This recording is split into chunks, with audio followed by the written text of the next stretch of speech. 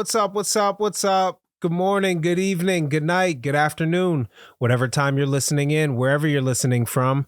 Shout out to my Spotify listenership, Apple and Google Podcasts, Stitcher, YouTube. If you're watching in, thanks for giving me a reason to get dressed. Coming live from my voice to your phone, headphones, TV, or car stereo. Your attention could have been anywhere in the world, but it's here right now. Let's take a moment to be present and recognize that it is now, right now. Whether your right now is working, running, exercising, cleaning, laying down, flying, driving, just be grateful you're alive. Failure can be frightening. However, as Winston Churchill reminds us, success is all about going from failure to failure without losing enthusiasm.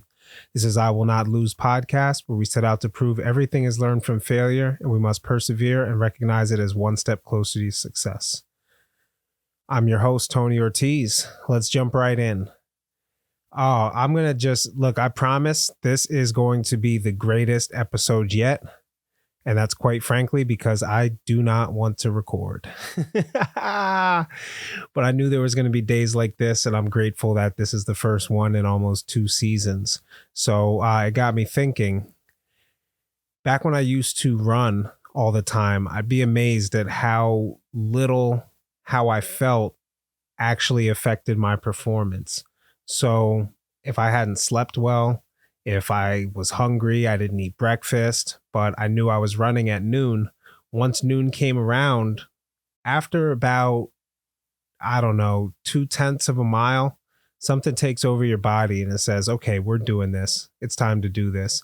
And then I'd end up setting a personal best. So the idea that you're always going to be prepared, in a good mood, everything's going great in your life when it's time to perform, it's just like, come on now, let's be realistic. So I'm happy I am where I am, but it also gave me some inspiration for this great episode. So let's jump right in, man. I just finished David Goggins' Never Finished.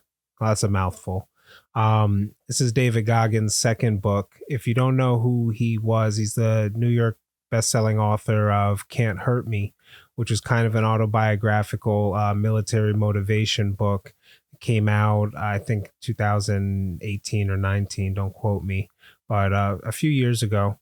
And it was the story of how, essentially, no spoilers, but David Goggins is a beast. He's the only man to complete Navy SEAL, Army Ranger, and Air Force training.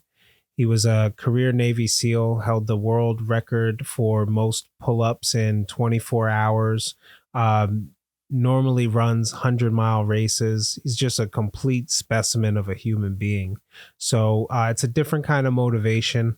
He definitely curses like a sailor, but when you're a sailor, when you are a sailor, you can say whatever the fuck you want.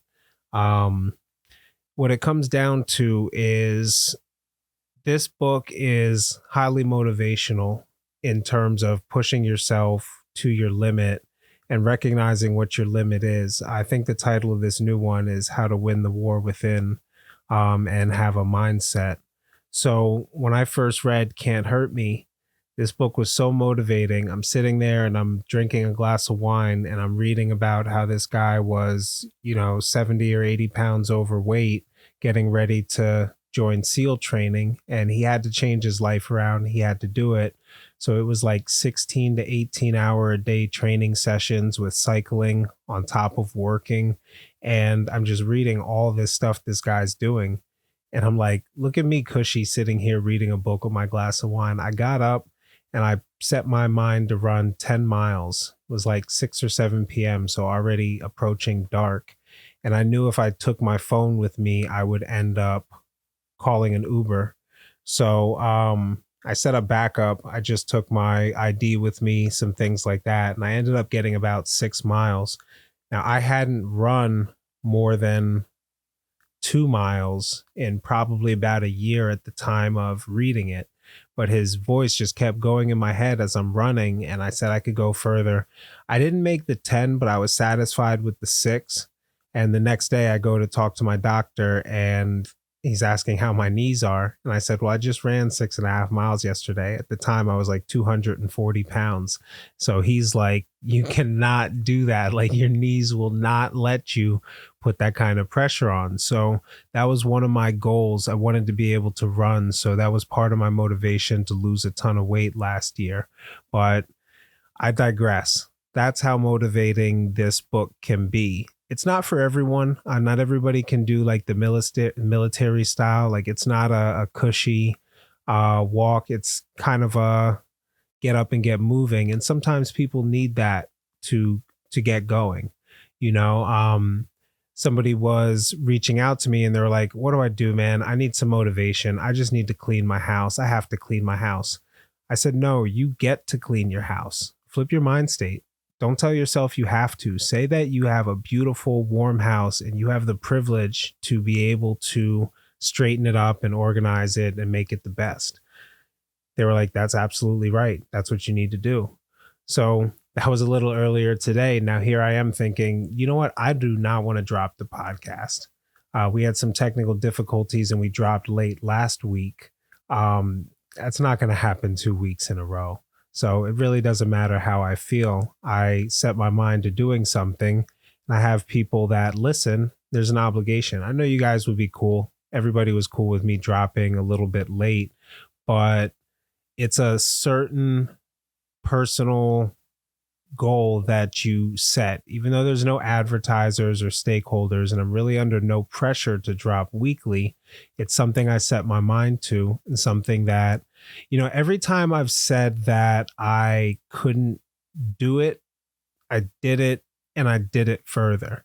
Whether that was waking up and having an insurmountable task list to do that day, just a bunch of tasks to get done, or it was, I know I have to work 16, 17 hours to, I'll say 14, 15. I can't remember the last time I did 17 hours.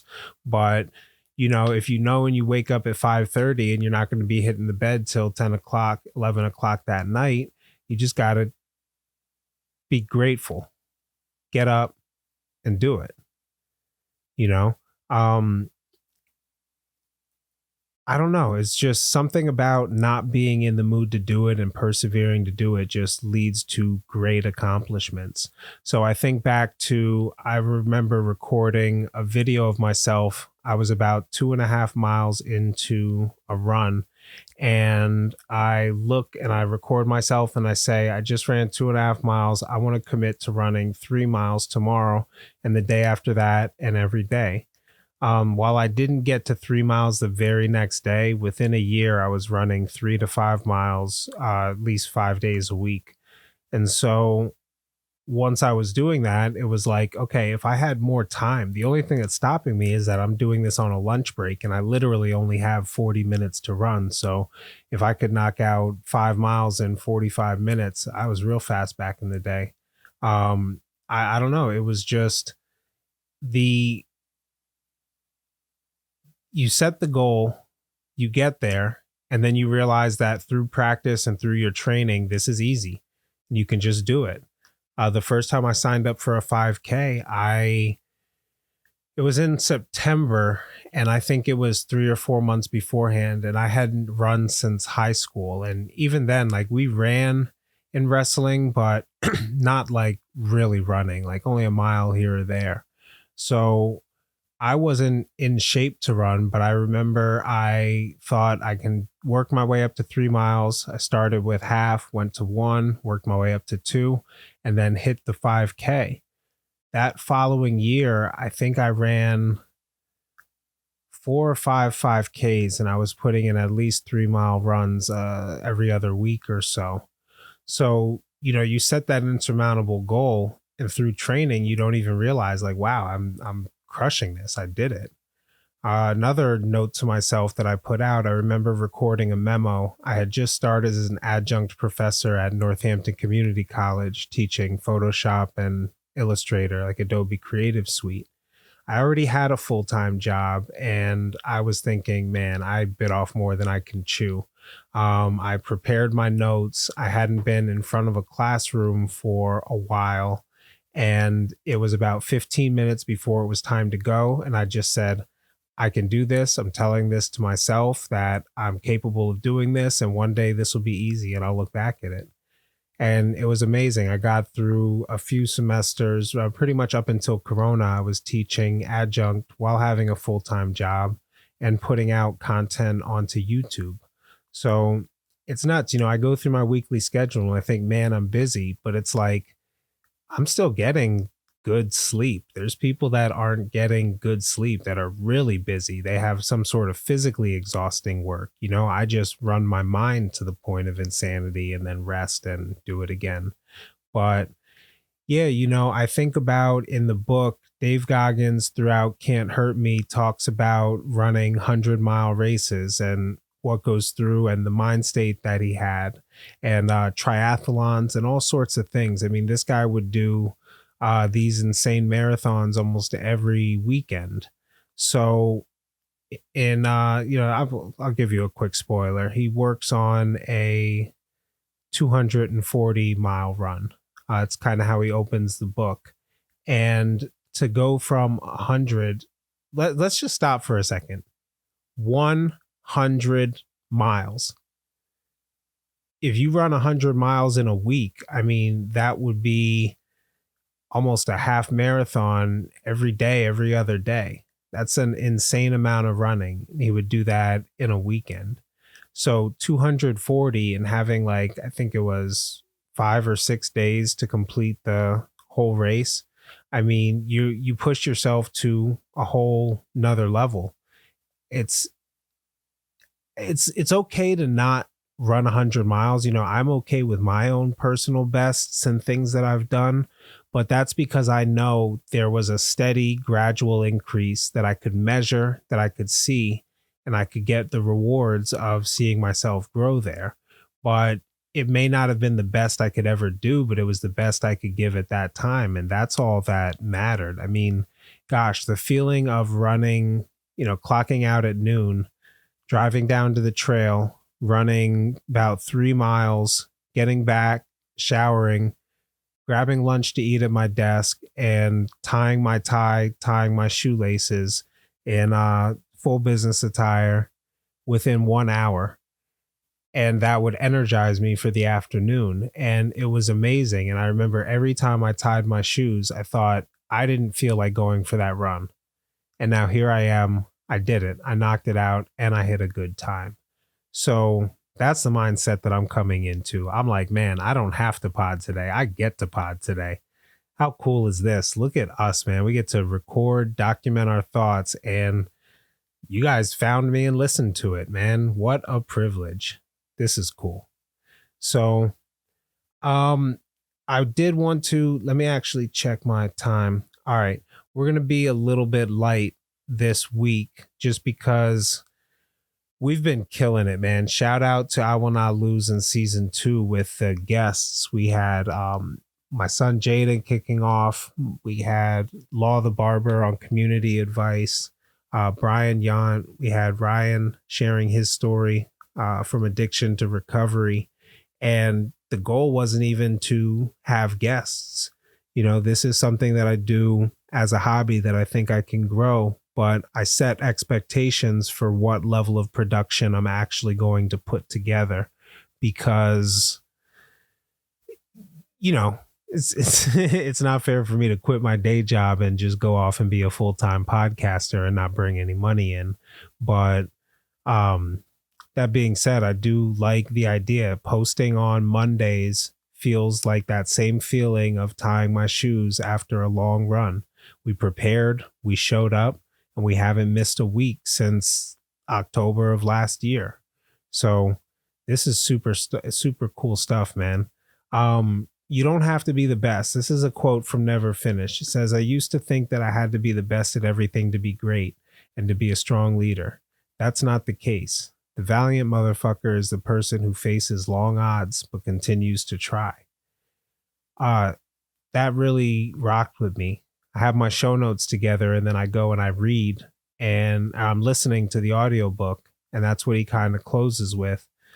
There's one other quote that I'll close the podcast at with that he comes, but you got to continue to try.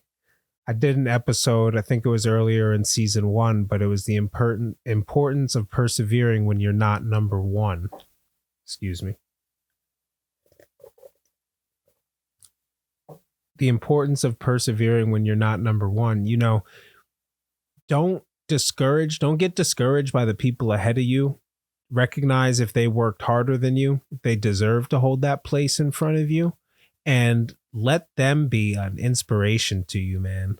Like, let them just be a damn inspiration. There's a great quote on Instagram, one of the reels that was going viral, but it was pretty much like, this is a warning to whoever's in front of me, man. Like, I'm just letting you know, watch out, because I am coming and I am coming fast. And I'm like, yes, that is the exact mentality you need to have. Whatever you're doing, whether it's a hobby, whether it's a profession, you got to push forward. You got to set your goals and don't get complacent. If you see yourself plateauing, switch up the formula. Throw in a different day just to shock the body or shock the mind and have it train and adapt. You know, that's how you exercise creativity. So yeah, although I haven't been running in quite a bit since I lost the weight, I lost the weight so I could run again, and then I just didn't get back into it as much, but it's coming. I've been seeing some of my friends on there running. Shout out to Sean Straub. He finished the Broad Street race, 10 miles. I was looking at his splits on there and I'm like, oh man, he wouldn't have been able to do that a year ago. So I'm going to see if I can get him on the podcast. Shout out to Sean. I know you're listening. If not, when it drops at some point, you're going to catch up. So you inspire me, man. I'm going to get out there and run. We should definitely catch up soon. I saw a couple other people who recently ran 5Ks or who were getting back into it. Shout out to my running buddy, V Alvarado. She's out in Texas, but maybe I'll get into a group and do some sort of virtual running where through Strava or some sort of app, we can track each other's progress, because it's definitely lonely to just run alone. But yeah, let's see what else we got here. I'm going to stop being so hard on myself. I'm okay with the fact that I'm not running 2 to 3 miles a day anymore. I'm okay with the fact when I was running, I would not be okay with missing a day. And this isn't to go and say just be lackadaisical in your goals, but just myself personally, I am way too hard on myself for little letdowns or little mistakes that are guaranteed to happen along the way. So I'm grateful when I do hit the goal, but I'm also satisfied when I don't. As long as I know that I gave my best or pushed myself to an ability, I have to realize that my mediocre is still harder than somebody's soft anyway. And at the same time, my greatness and my achievements are absolutely mediocre to somebody else's.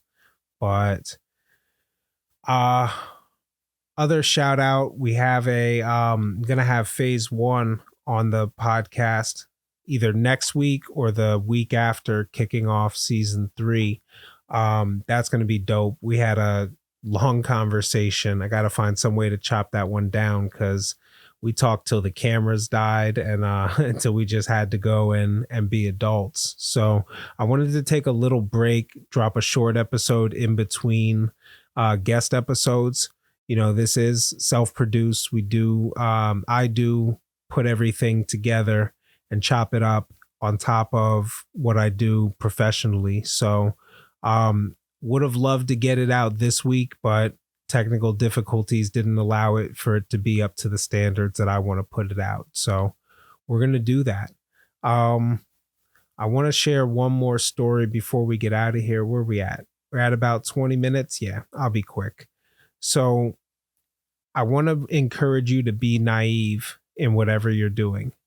When I got into podcasting, I had an idea of how much work it was, but even now I see how much more work I could be putting into it. And it's like, wow, I was a bit naive in getting into it, I'll admit, but I love the naivety. I was reading on PCGamer.com about a game called Undisputed. So it reads, a boxing fan with no game dev experience quit his job to make a technical boxing sim. Now the world's best pros want to be in it. Developer named Ash Habib out of Sheffield, English, was a lifelong boxing fan, and he was disappointed nobody was making pro boxing video games like EA's Fight Night anymore, so he decided to make his own. And the first step was to learn how to make a video game. So this guy had no programming or game developing experience. He had worked for an IT company, started watching some YouTube videos on the Unity engine and said, well, this is kind of easy. Instead of making a 2D game, why don't I just do it in 3D if it's this easy? And I'll quote here, it says, Habib laughs at his naivety in hindsight, but without his foolhardiness, he might never have designed the game that he did. Undisputed, an aggressively complex boxing sim that released on Steam in early access in January. It already features over 50 licensed boxers, including historical greats such as Muhammad Ali, and as well as many of today's top pros. They got Canelo, Terrence Crawford, Katie Taylor, Tyson Fury, and pros are lining up to get into the game. So I'm excited. I'm probably going to check this out just as a gamer and as a boxing fan. But the article caught my interest. I thought it was worth sharing because if you are if you're not naive, you try to set everything up to be perfect, you're just going to run into analysis paralysis. You're not going to stop, and you're going to watch people that are doing it, and you're going to critique them, and you're going to remind yourself. I mean, it's easy to be in the bleachers and watching somebody perform and saying, man, I could be performing. It's like, yeah, but that person, it's their time right now. They did it. You're not.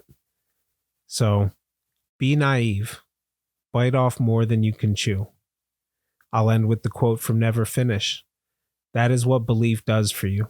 It takes failure out of the question completely because you go in knowing the process will be long and arduous. The only way to get there is to continually seek greatness and always be willing to try. One more time. That was I Will Not Lose podcast, where we set out to prove that everything is learned from failure and we must persevere and recognize it as one step closer to success. To support the show, visit shows.acast.com/IWillNotLose and subscribe on your favorite podcast player. Share the episode link, leave a comment. Your contribution is appreciated. Thank you so much for listening.